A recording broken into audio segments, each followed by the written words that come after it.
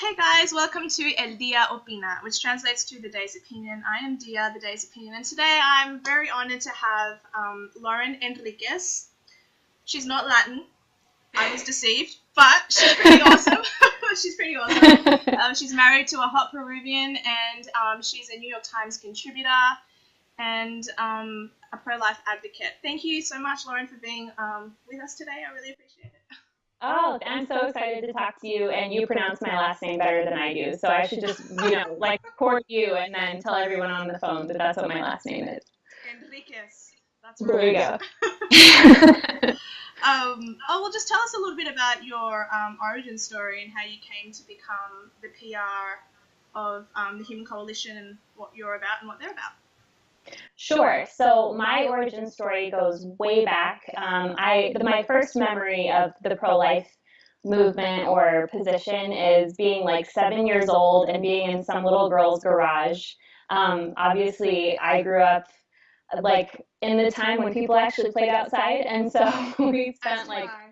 yes, we spent all our time like in other people's garages, and I just remember this little girl. I imagine her teenage sister had had an abortion or something, and for some reason we were talking about it. And I just remember like vehemently defending the pro-life position, and this little girl was defending abortion, and we were just going at it. And that's my first like pro-life memory, and I don't even know how I came to that position, but when I was about 11 and we had the internet in our house, I remember I found a site, the Priest for Life website.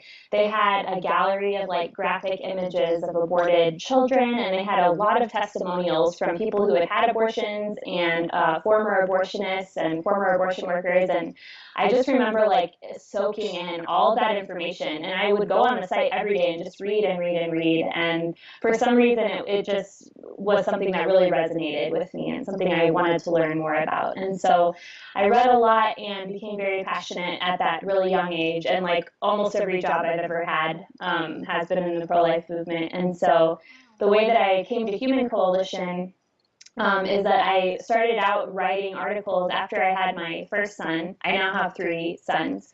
I wanted to stay home with him and I didn't want to go back to work, but I still needed to make money. So I started doing consulting and writing for different pro-life organizations that needed help with media. And then I started doing consulting with Human Coalition, and eventually that turned into running their PR. And so it's been a really great adventure. We have had a couple of placements in the New York Times, and we've been protested in the last Them. I year. read it, and I will put it in the description box below, and I'll share it Oh on my yeah. Twitter. Thank you. Yeah, I appreciate the support. Yeah, so it's just been a whirlwind. It's been such an adventure, and it's such a wonderful place to work. I'll just tell you a little bit about Human Coalition. Human Coalition is a technology-driven organization. We've been around for a few years, and to date, we've rescued almost 8,000 children from abortion. The way that we rescue children from abortion, our mission is to make abortion unthinkable and unavailable in the United States and hopefully eventually the world. The way that we do that is by reaching the mother. And what we find is that about 84% of the women that we speak to, they come to us when they're actually actively seeking an abortion. And we ask them, will you come and visit our women's care clinic and we can talk to you about what's going on in your life that's driving you to this decision. When they come in, we ask them, if your circumstances were different, would you still be seeking an abortion? And 84% of them say yes. So the reality is women don't really want abortion. Women feel that they have no other choice. And so what we do is try to put together a plan that will address the obstacles that they're facing. And what women typically want to do is to choose the solution to their obstacles, not choose the abortion. And so almost 8,000 women have done that so far, and we're hoping to continue to raise that number every year. I'm sorry, but that narrative sounds incorrect because I thought you hated women. I apparently do. Right, that's what we get told. And I mean, it's very, very frustrating to be a pro life millennial, to be vibrant, and to want your country to thrive, and to want to end abortion because you actually want what's best for women and what women really want. We're really supporting the desires of women and rescuing children from a human rights crisis. Absolutely. But we're definitely portrayed completely incorrectly. I mean, it's a complete fiction, the way that we're portrayed. Yeah, Yeah. that we're all like old white men, and that we're all like fundamentalist Christians. I mean, many are, and there's nothing wrong with that. But No, but it's we're not just, true to the narrative. yeah, we're That's thrown the point. into a category. Yeah, Yeah. so many of us are young, and if you go to like the March for Life, and I don't know if you have an equivalent in Australia, but We if do you go have to a the March March, for Life, actually. I yeah, wanted to march for one some couple months back, and I forgot. But my birthday's in March, and this coming March there will be another one. So good. I'm gonna walk. I think. I hope you can go. Yeah, I mean, Yeah, I want to. when you go to the one in the I'll vlog U.S. it. Actually, I'll vlog it. Yeah, please do. Yeah, I I think mean, I because should. what you'll Yeah. see is it's all young people. Like there aren't that many old white men there. It's like mostly young people, and that is who is passionate about the pro-life movement. And so whenever we get this like stereotype, I just want to tell the media, like, please just take your camera into the middle of the March for Life, and every myth about the pro-life movement will be immediately debunked. This is very true. I think that what's happened, and I'm sure you'll amend this statement. You may agree with it, but my analysis of this is pretty much that basically from the 1940s to maybe the 1980s or so, the media reflected the viewpoint of the people, and now it leads the people. It's trying to form our opinions now. So there's been a great shift, and now 50% of women in the US, at least, are pro-life, but they don't know that because they're under the impression that whatever the media spouts, which is we should be pro-choice, pro-choice, pro-choice, well then that must be the domineering opinion. So that must be the morally right opinion. Would you agree with that? Well, I think you are right about the media being trying to lead the people in their opinion. So, I mean, I don't know how it is worldwide, but in the U.S., there's only a few media like empires, and they own all the smaller media like channels Okay, sure. and publications, and they're all run by very pro-abortion activist people, and so those priorities are definitely placed into the media here, and there is definitely a narrative created that isn't accurate. So I think you're probably correct in your analysis there. And yeah, the pro-choice position. So the pro-lifers, I think, were playing defense for a long time. The pro-abortion movement kind of got out on the ground very early by associating themselves with the women's movement, and Very they clever. they branded themselves very well. They branded abortion as something that was liberating and positive, and they did a very good job of immediately branding the opposition or the pro-lifers as negative and trying to hold women back and being against the women's movement. So by aligning with the women's movement, they did something very, very smart in terms of branding, which was if you're against the abortion, then you're against women. And that's still the line that they're towing today, even though it's completely false. But makes no sense. What if the baby you're carrying is like a girl? I know, right? Like That's the irony. that's where right now I'd place debunked right in front of the screen. Debunked. Yeah, and It you just would makes be no right. sense. But there's It also doesn't. abortion survivors. Like I don't think people are aware of this. Like you have that girl Gianna Jessen. And how did you find out that you were 2 pounds at birth? Doctor says you'd never be able to hold your head up, sit up, crawl, or walk. You've run marathons. By the grace of God, yes. What an amazing story. Well, I have the gift of cerebral palsy. I'm adopted, and I found out from my adoptive parents that I had survived an abortion. What do you mean? When you say the gift of cerebral palsy, what do you mean by that? Well, I'm just unashamedly a Christian, and I can't walk without the assistance of God. I wasn't supposed to move. So, I mean, I got a lot of joy, and there are so many people that don't, and they want some. And so I feel like it's part of my mission to sort of spread that around a bit. I survived an abortion after being burned alive in my mother's womb for 18 hours. Explain that. But if he had his way, I wouldn't be here. So, you know, she was 7.5 months pregnant.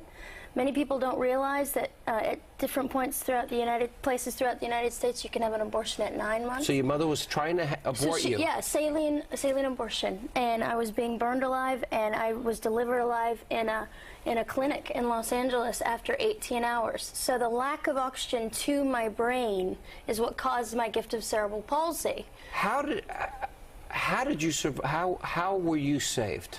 And the abortionist was not on duty the moment that I came into this world. Hallelujah.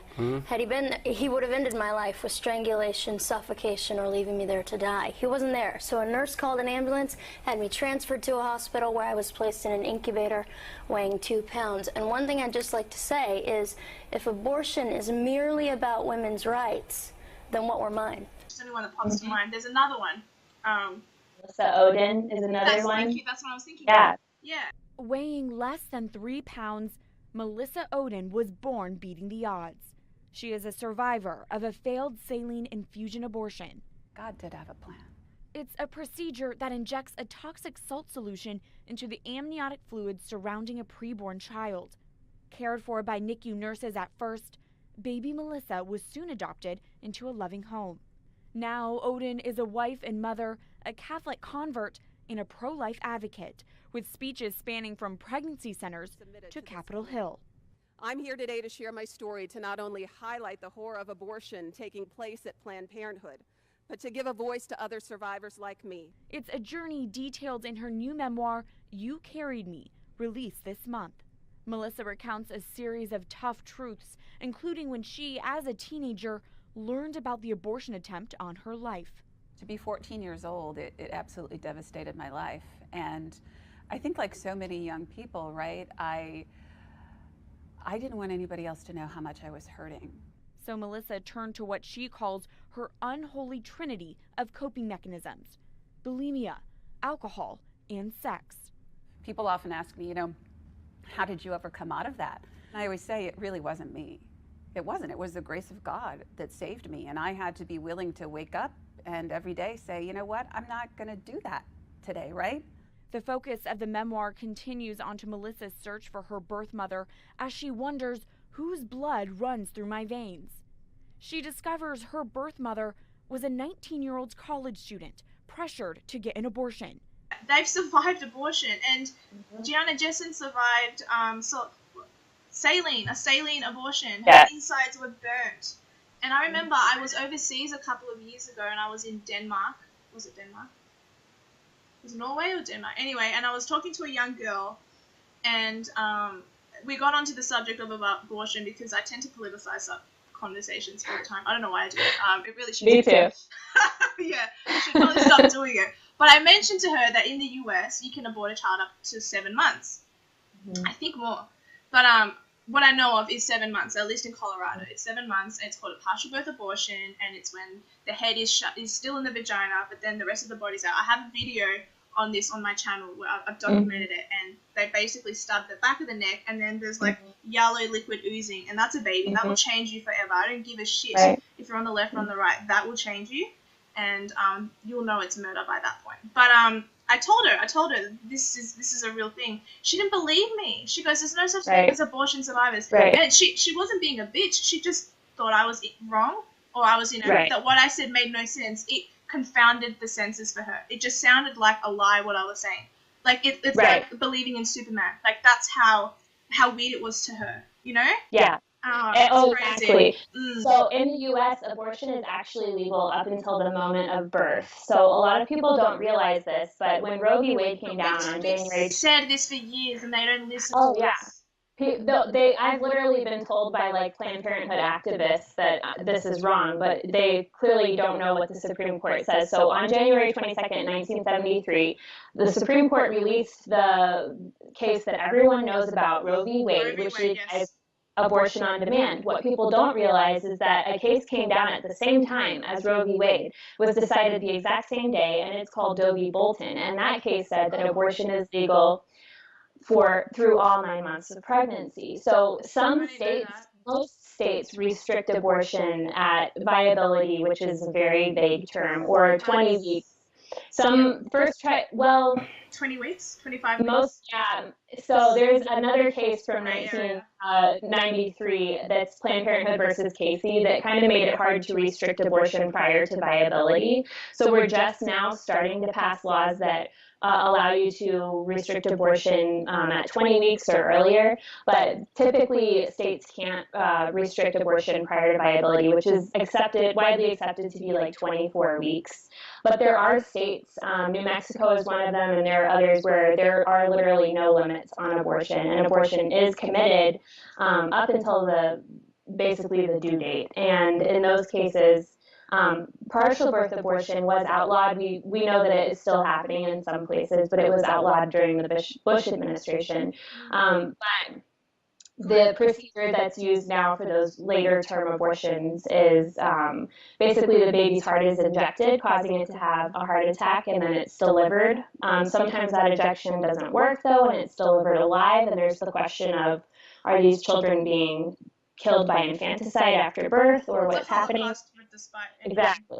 And then dismemberment in utero is another method that's used for later term abortions, and that the baby dies of exsanguination in those cases. So it's barbaric and inconceivable that we look at the Holocaust and we look at slavery and we say, how could humans have stooped to such a level? And yet this is happening. Like garbage.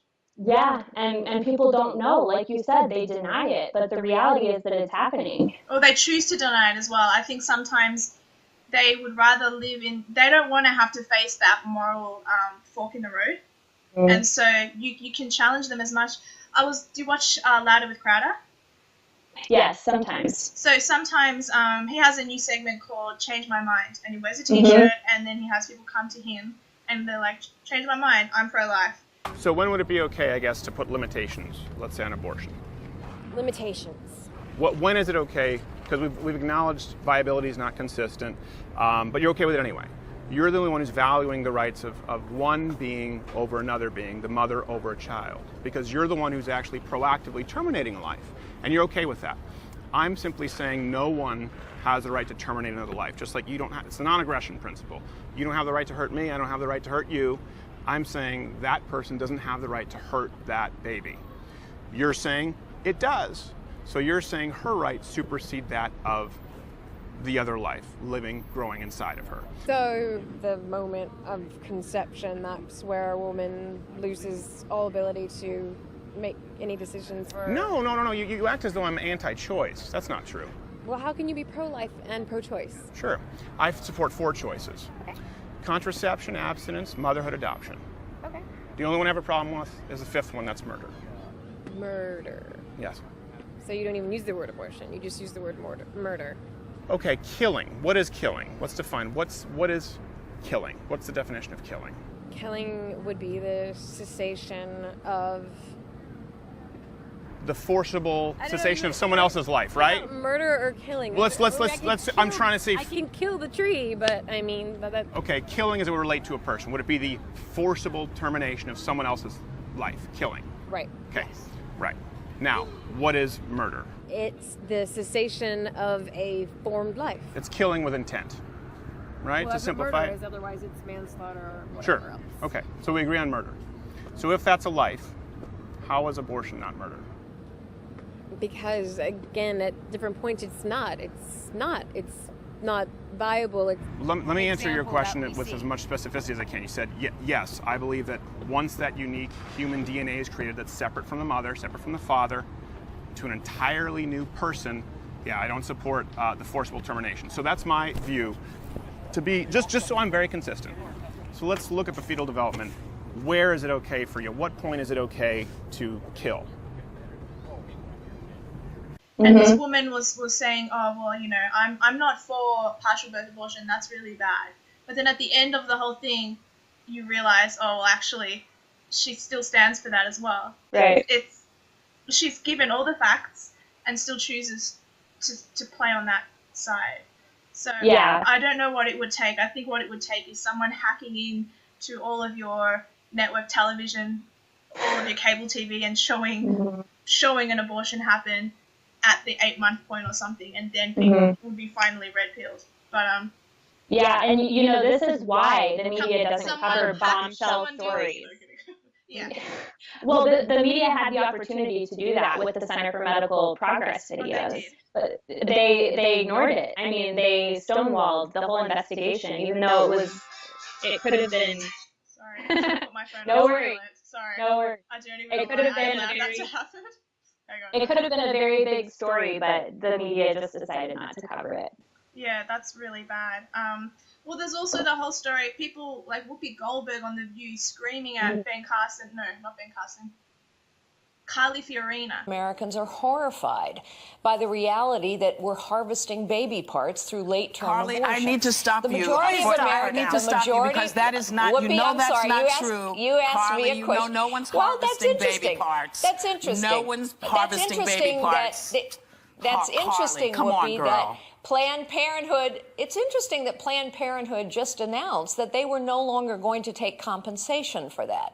So they were I guess they differ with you, but here's my point. They weren't harvesting. Here's my But go ahead, Carly, because, you have the floor. Please don't say things like that are not true. That offends my sensibility to hear you say something like that when you know it's not true. You can take issue with saying, it's not true, it's not true. Planned Parenthood is not selling body parts. And because she says it's not true, everyone will just believe it.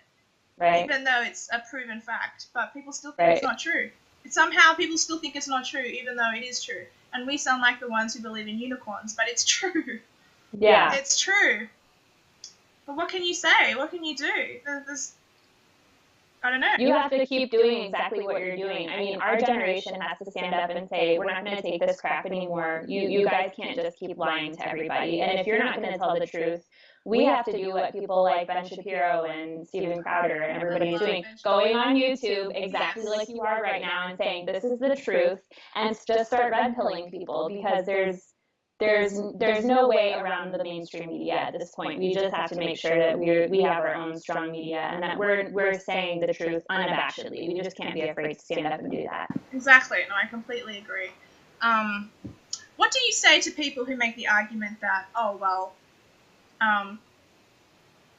these are the arguments that are put forth. I know what I would say. I just want you to answer them. So I'm the lefty, and you're going to answer the question, okay? Well, I don't want a baby with Down syndrome. After I was done laughing at them for being so immature. No, I mean, listen, there are people lined up ready to adopt children with special needs, first of all. Yes. So if you don't want the baby with Down syndrome, you don't have to keep it, but nothing gives you the right to reach into the womb and destroy it. That's a human being. Absolutely. Yeah. There are countries like Iceland who are proud of the fact that they are eradicating babies with Down syndrome. It's ridiculous. Yeah. And then you have awesome women like Patricia Heaton. Sorry. Her name is Deborah on Everybody Loves Raymond. Yeah, I get confused too. Patricia Heaton is a pro-life feminist. Unfortunately, she's a feminist, but she's pro-life. No, I'm really kidding. We love her anyway. I still love her. I think she's great. And she tweeted about it, saying this is not a good thing, Iceland. Why are you saying this is a good thing? Because they were so proud of it. But I used to go to church as a child. I don't anymore. But I've never felt uncomfortable around people with who are Down syndrome or have any mental disabilities. I think, like you said, they're also a human life. And as you said, you don't have to keep them. Give them to a parent that will want them, that will love them, that will give them a productive way of life. And actually being a Down syndrome person doesn't mean anything about not being able to be self-reliant, independent. He's got expectations like everybody else that works for us. Having watched his brother drive, Clayton insisted Dad teach him to drive the quad bike too. He picked it up, no sweat. He's worked his way up from that quad bike. Now he's got every bloke's dream. Hello, my tractor. His own red tractor. No. It really doesn't. It's ridiculous. Yeah, and I think the fewer people with disabilities that there are, especially when we're on a search and destroy mission to get rid of them, the less motivation there will be from society to create solutions that are going to allow these people to live independent lives and to thrive. But there are people. I mean, I wrote a couple of articles. I interviewed the father, a couple that I interviewed through Live Action News a few years back, who specifically. No, the couple specifically seeks. Okay, sorry. That actually does exist too, but this couple. And their babies come out normal. Sorry, keep going. Yeah, there you go. See, I don't know. People act like it's the end of the world when there's one genetic like mutation, but these people are some of anything the. from I Am Sam. There you go, exactly. But you know, this couple I interviewed, they specifically sought to adopt children with Down syndrome, and now I think they have two. They adopted a child with Down syndrome, and then they had a biological child, and I think they might have adopted another with Down syndrome. But like that was their heart's desire. That's exactly what they were seeking. And so, whatever mother decided, whatever mother decided to place her child with them, like that made their whole life. That they were so happy to be able to raise that child. So there's no such thing as an unwanted child. No, there's just a child that. Yes, every child is wanted by somebody. What about the argument, what about, but there's so many excess children in the world, they won't all get adopted. That's true. That's an argument that they give that I'll say to them, yeah, actually, that's more valid than anything else you try to spout. So for infant adoptions, including children with special needs, there are people in the U.S. There's like, I don't know what the exact statistic is, but it's something like 50 adoptive couples for every child that is placed for adoption in infancy in private adoption. But the foster care system is a different story. So the foster care system is where children are not always being adopted. The U.S. is the #1 country that adopts orphans around the world. Oh yeah, I mean, there's no you guys lead the way. For sure, yeah. And even in the foster care system, a lot of times the children can't be adopted because of issues with the parental custody. And so it's not, I think people mischaracterize the situation with adoption. The reality is, at the end of the day, I mean, we can talk about adoption and debunk all the myths, but the reality is that most women who are pregnant and they're in crisis, they're either going to have an abortion or they're going to abort. Adoption isn't an option that's really become widely accepted by that women in that position. And so for infant adoption. And so, so that's why there's such a long waiting list. I think it's partly because there's still a disconnect between the women who are seeking abortion and those women aren't necessarily open to adoption. And so usually when they choose life, they end up parenting. You know, also the left seems to have the monopoly, not so much anymore, but at least for many, many years, the monopoly on logic and critical thinking and all those sorts of things in science. Yet, they're going off a sentence. That's what they're going off. Like, the science completely supports, Ben Shapiro says it, the science absolutely supports that life begins at conception. You know, and they go, well, it's not human. You're not going to give birth to a giraffe. It's going to end up being a human. So, but they go off this one phrase, and it's all they keep spouting is, it's a woman's right to choose. It's a woman's right to choose. But they're ignoring all the facts that are involved. They're just going off the, you know, well, it's a woman's right to choose. It's a woman's right to choose. What is she choosing? What about the other choices that exist? There's an adoption choice, way more options than just adoption. But there's, you know, being a mum. You can choose being a mum in the end. You might not want to give your child away. Stephen Crowder said there's 4 options. I forgot what they were. But one was adoption. One was carrying it to full term. He said 2 more, which I forgot what they were. But anyway, why is that one choice of killing the child, why does that trump every other choice? Like, I don't, what do you think it is? Well, I mean, the justification for abortion definitely seems to come from a place of relativism where we've accepted that all choices are equal. And so whatever I decide is just relative, and it's my personal opinion. In the case of, they will say, my personal opinion is that life doesn't start at conception, or that even if it's a human, the mother's rights trump the child's rights. What we always have to be aware of, though, is that what you end up with in that situation is might makes right, and you having the ability to overpower someone gives you the right to do so. And that might be your rationale, but that's horrific. And I don't want to live in a world. Very dog eat dog. Yes, I mean, because what does that lead to? I mean, that's going to lead to, now we're seeing philosophers are arguing that they're calling it post-birth abortion. In other words, infanticide should be legal on the same principles that we've argued that abortion should be legal. That's exactly what Barack Obama, when he was a senator, said that's fine, or it was a baby that happened to be, it wasn't a viable baby, so let's just have it. Yeah. Well, even if it was. Yeah, he voted against the Born Alive Infant Protection Act. Well, John, some are calling Barack Obama a baby killer because of a bill he voted down while he was in the Illinois State Senate. It was called the Born Alive Infant Protection Act, and it's come back to haunt him. But is it fair?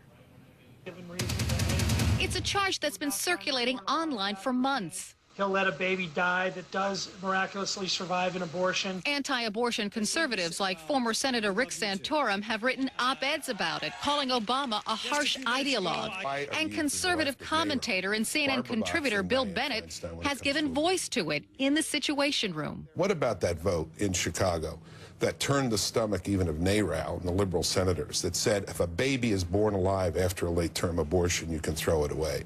Barack Obama approved that. Which argued that infanticide was okay on the same basis that they argued that abortion was okay, that it's between a woman and her doctor and her religious beliefs. And Planned Parenthood toes that line very carefully. They say abortion is a choice between a woman and her doctor and her religious beliefs, but that basically says that everything is relative at the end of the day. They always say we should leave it to the doctors. Leave it to the doctors. A lot of doctors are men, so. Right. Yeah. On the same token. Patriarchy. Exactly. They also say. They're so backwards. I don't get it. No, they're so tone deaf. I have this running joke that they've locked their PR person in the closet somewhere, and that they've just decided not to use one. But by the same token, they say if only more women could get pregnant in Congress, then we wouldn't have to fight for abortion. And they completely ignore all the women in Congress who are completely pro-life, like Marsha Blackburn and Neil Love and Martha Roby. Oh, there's a whole list. Those women just don't exist because they don't agree with Planned Parenthood. They're not real women. Exactly. And that's what I was told when I wrote my New York Times piece, that I'm not a real woman, that I'm a disgrace to women for having a different opinion than other women.